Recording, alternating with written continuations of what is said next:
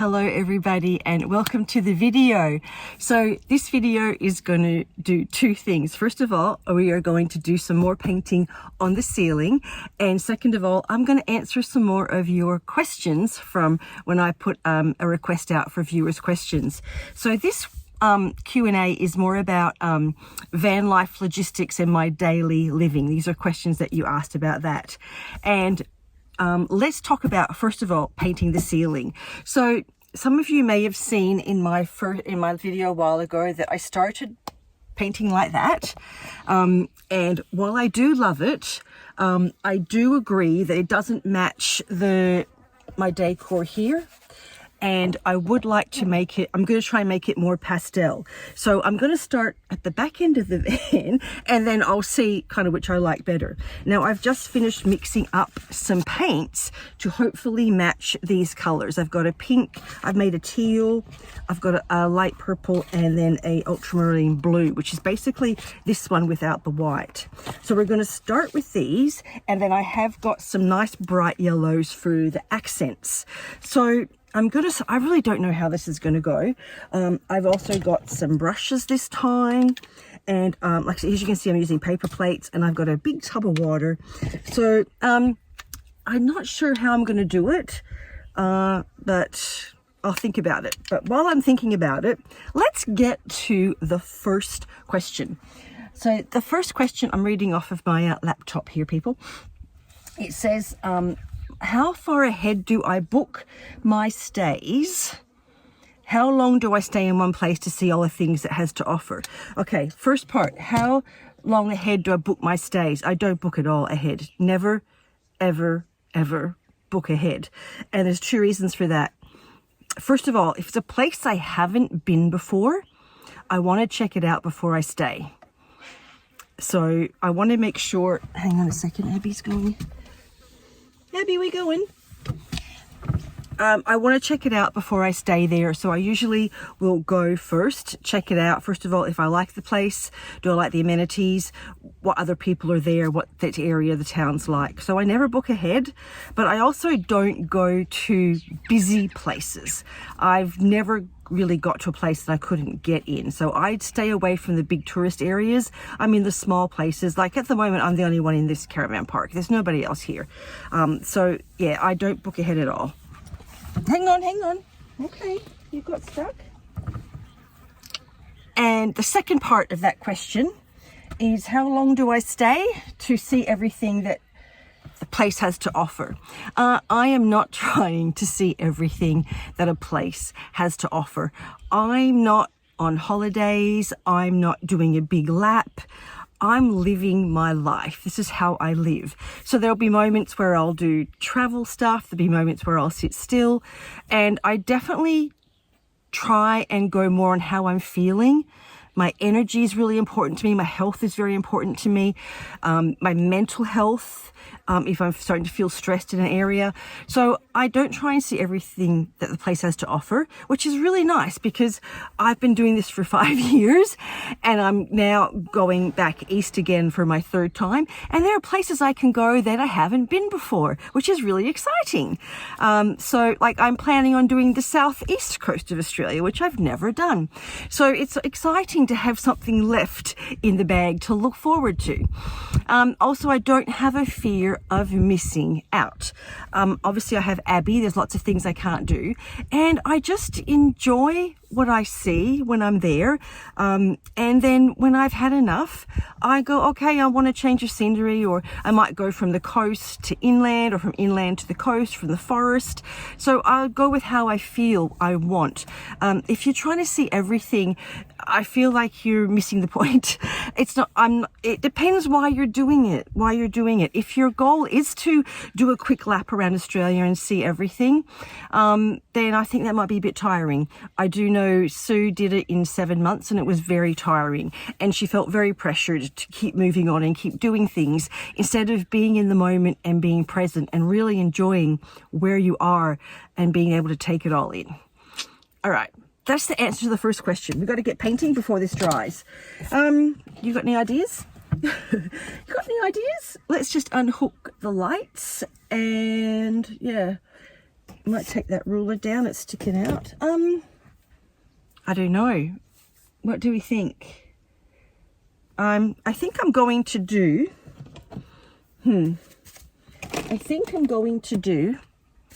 I've got an idea. I keep saying that, I've got an idea.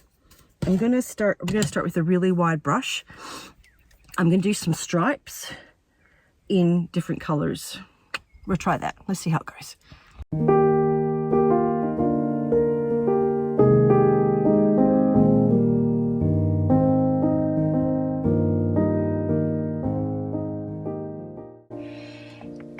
It's a bit dark in here, but hopefully you can see how it's going.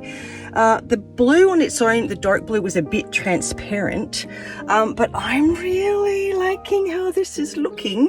Let me see if I can get, I really like how this is looking.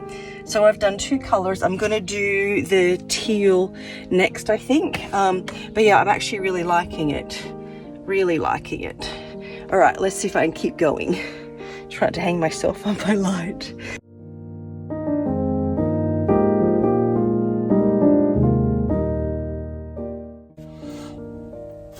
You know, I've been wanting to paint big for a long time, and this just really is very satisfying for my soul. I really like how it's looking. I really like it. It's really good. I really like this. Am I maybe onto something here?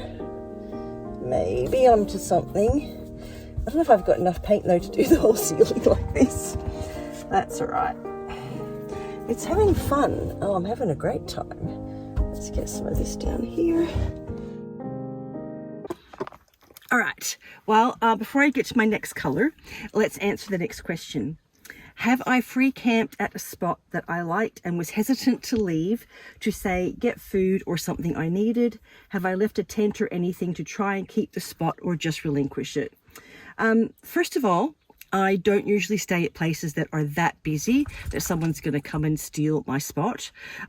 Secondly, if I do leave and come back and somebody else is in the spot that I wanted, I'll just go to another spot. You might think it's the best spot and you want to go back there, but you could be surprised, and I have been, where I've gone somewhere else, I'm like, oh, this spot's even better. There's one campground I go to in WA, Marshall Rock, and I've been going there for 5 years. And it was only this year that I had always like my favorite spot where I wanted to go. It was only this year when someone else was there, I went to a different spot. I found a spot that gave me 5G internet where I thought there was no internet there, and I had to use my Starlink all the time. So you never know what great surprises might happen. And so now I've got a new favorite spot because I know I can get internet. I have to put Starlink up, and then Starlink uses a lot more power. So be open to moving around. Don't think that this is the best spot, I have to stay here. Be freer in your thoughts and go, okay, maybe another spot will be better, or I'll accept it for how it is. Accept each place for what it has to offer you. I hope that answers that question. Now, back to painting. We're going to do the pink next. And then I've dug out another paint that I have. I have a pearl sapphire I want to use up because the lid broke. And this one's like shimmery. So let's use this one as well. That'll be really cool. All right, let's get the pink on. All right, if you think this is better than the first one, hit the thumbs up button or the hype button if you can find it. But yeah, I'm really liking this. I think it's going really well. And I do think that blue shimmer might be a good replacement for that dark blue which was more transparent. This is really nice. I'm liking this. It's good. It's very good. Really liking it. I think the yellow is going to be some highlights on top when it's dry. But we're just going to keep going. So I did buy a couple of tubes of white paint from Kmart for this, so they're nice and inexpensive. And they were $1 a tube, and I can always go back and buy more if I need it. I can probably get more paint from Aldi if I need it for this. But let's see how we go. This is really nice. Need a bit of pink here. This is definitely matching my book bag better. And I think the color vibe Definitely matching the color vibe of the van, and it's a bit lighter. A lot of people were complaining the other one was too dark. So yeah. Let me know if you're liking this better. I like it.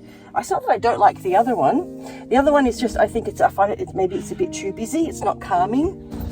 And it isn't the right color palette for to match the rest of the van. This is really nice. Boy, when I go upside down, when I'm upside down, it looks really good. So what do you think? It's looking good, isn't it? It's looking good. It's looking a bit pink at the moment, but I'm going to put some more blue over it. You know what, I was just thinking when I was rinsing out the brush that, you know, I believe things happen for a reason. And so when I did the front of the van and I used the palette knife, that's the first time I really used a palette knife. Hang on, I'd be stuck. Hang on.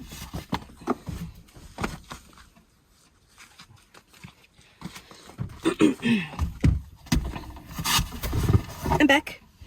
So that's the first time I ever really used a palette knife, and it really inspired me to use a palette knife in my art and to start creating more abstract art. So it definitely served a purpose and I've enjoyed it so much. But I gotta admit, I do really love this as well. I love both of them. But anyway, let's get to the next question. This is a simple one. Hi Brenna, does it cost more to insure your van because you're living in it? I can only speak for my experience. I'm in Western Australia and they don't know I live in my van. It's just registered as a regular cargo van. There's nothing in my van to classify it as a camper van. But according to Christy from Eucalypt Designs on YouTube, it's cheaper to insure her, or the registration I think is cheaper as a camper van, but it's just a regular van. Mine's just insured as a regular cargo van. It's not insured. They don't know I live in it. I say I travel around, but they don't know I live in it full time. So I can't really answer that question from where you are. You'd have to do your own research and work out what your needs are for insurance. All right, I'm going to try this pearl sapphire. I think this will go really nice. It's definitely got a purplish hue to it to match, but this lid it broke basically when I first got it. So it would be good to use this paint up and then I don't have to worry about the lid anymore. I'll put this in the bin. All right, I might put this on the blue plate. Oh, there's actually two plates there. Might put this on the blue plate. Let's see how it comes out. Oh, it is a really nice color and it'll be shiny. Oh, look at that. It's a beautiful color. It's going to go really well and it will be a bit darker. I don't think it's transparent. Let me see what it says. Semi-transparent. So, oh, I forgot that lid doesn't go on. Oh no, I forgot. All right, let's do this. Looks like I'm making a patchwork quilt, doesn't it? All right, let's try this one. This one is very thick as well. Very thick. All right, let's see how this goes. Oh, that's nice, isn't it? That's nice. This works well. Yep. This works well for the darker blue. And we'll get to use this up, which is good. Let's put this in some of these cracks. Actually, I have to water it down a bit. It's a bit thick. Add a bit of water. Let's see if I can water it down a bit. It is a bit thick.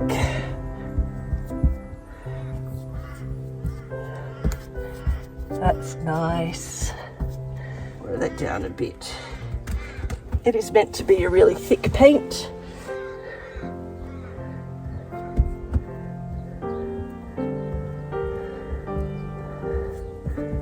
And it's a beautiful color.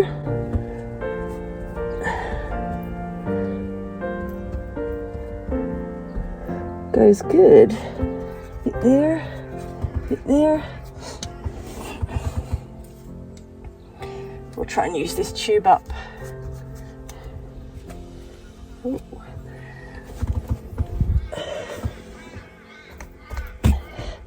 This is very tricky, upside down painting. Oh, I could answer another question while I'm upside down. Let me have a look. Oh. Why did I move to Canada from Australia? Why did I move to Australia from Canada? Okay, well, the first time I came here, I was only 7. I didn't have a say. So my parents immigrated to Australia in 1971. I came with them. And then I did go back. So my most recent time of living in Canada was from 1991 to 2001. So I actually was delayed. I was actually in Toronto when 9/11 happened in New York, which was very scary. And I was due to leave in a couple of days' time, and I got delayed by a week for that because all the planes got grounded. So I went back.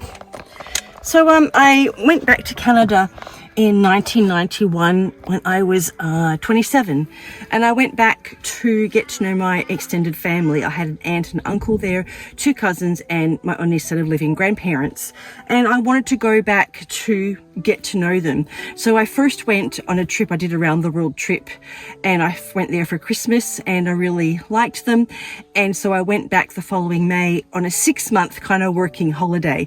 Now, I'm Canadian born, I have Canadian birth certificate, and so it was very easy for me to just go and get everything I needed to live there and be a permanent resident.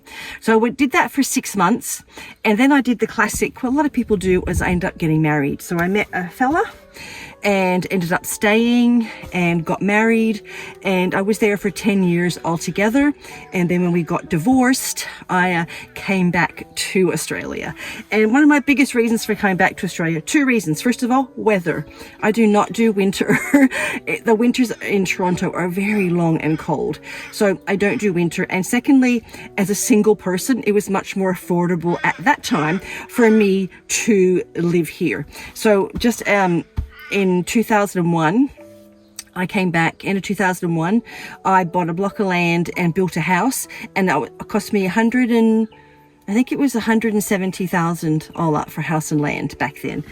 So it was very affordable for me to do. I could just have a better quality of life here, and all my immediate family were here. They weren't over there. There's a second part to this question.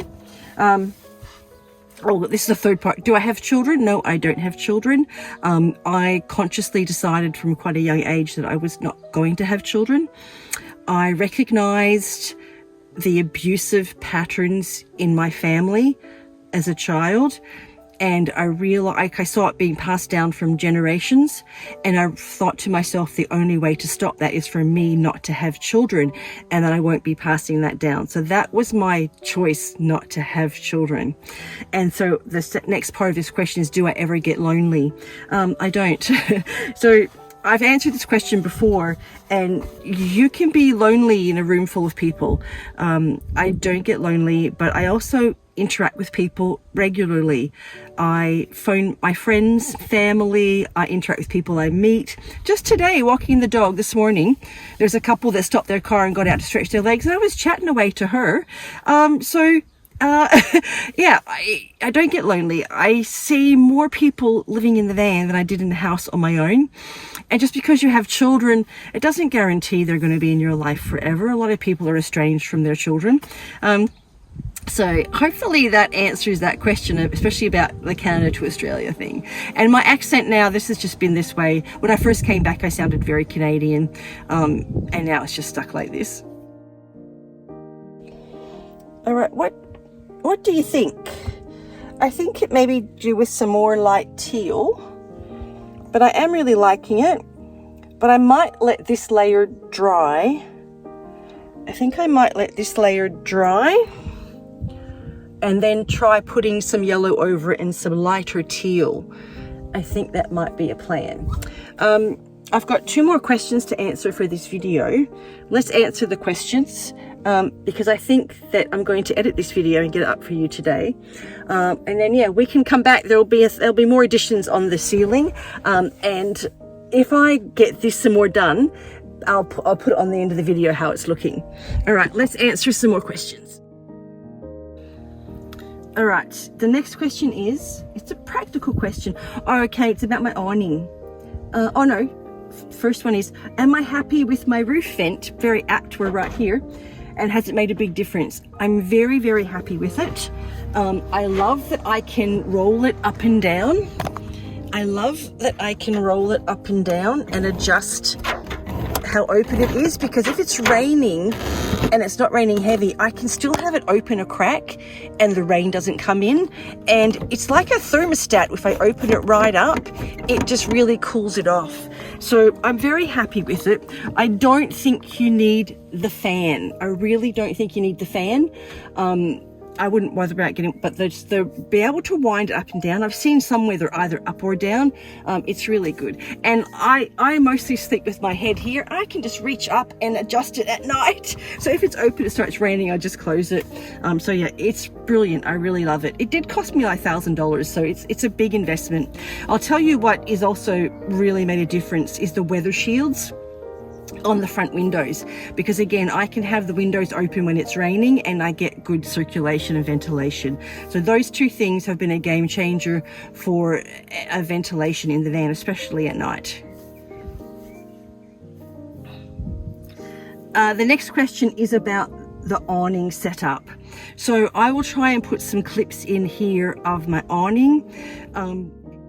I want to take this opportunity to show you about the awning, because I've been meaning to tell you for a while. So I have the regular, this is a regular like pull out awning with the poles and everything, but it's no good in wind. And like I tell you, it's always windy in Western Australia. Pretty well most places in Australia I find it's windy. So it's really useless. You can't really put it up in the wind. So what I did, my latest hack is to use, this is the side part. So this is usually the side of the awning that I put up. Let me just show you. So this is the side. And what I've done is I've bungee cord it onto here. So I just bungee cord it. It's got 5 points where it's bungee cord onto the other awning, but you could just put a pole, and then it's got pegs and straps. You put it in the ground, and as you can see, it's really windy and it is fine. And basically I just bungee cord it to the existing awning. It is what's called a side for an awning that you attach. So it's got Velcro straps on one end and grommets on the other that I can peg into the ground. I believe one is 2.4 meters by 2.4 meters.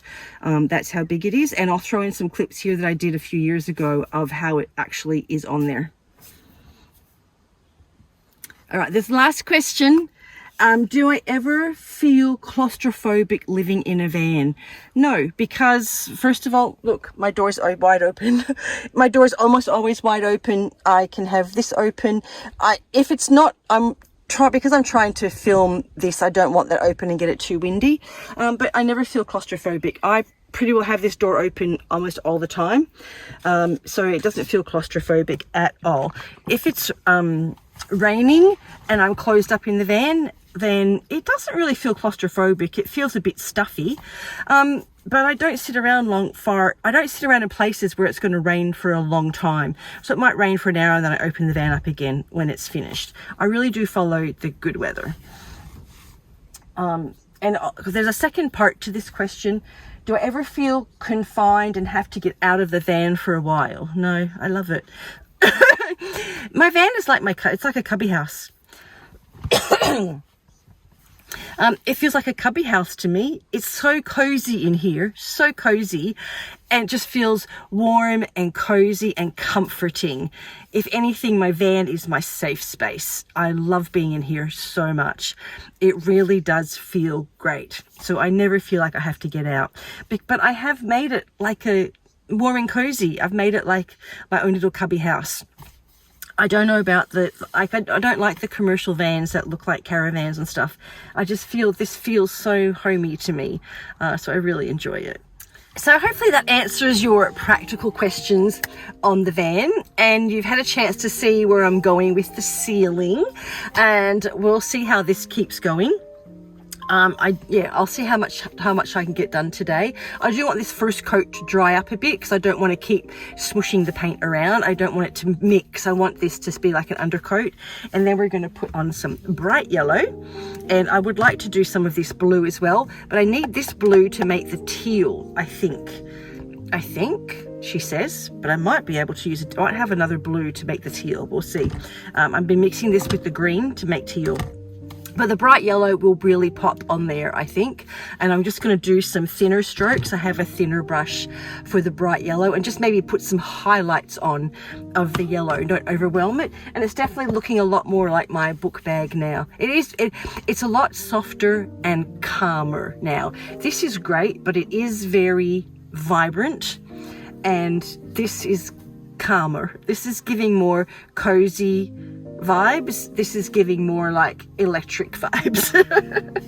All right, anyway, thank you for being here. If you enjoyed it, give it a thumbs up. If you can find the hype button, push the hype button. If you can't find it, don't worry about it. I don't know where YouTube are going with that. And again, thank you for being here, and I will see you on the next one. There's quite a few to come still. All right, see you, everybody.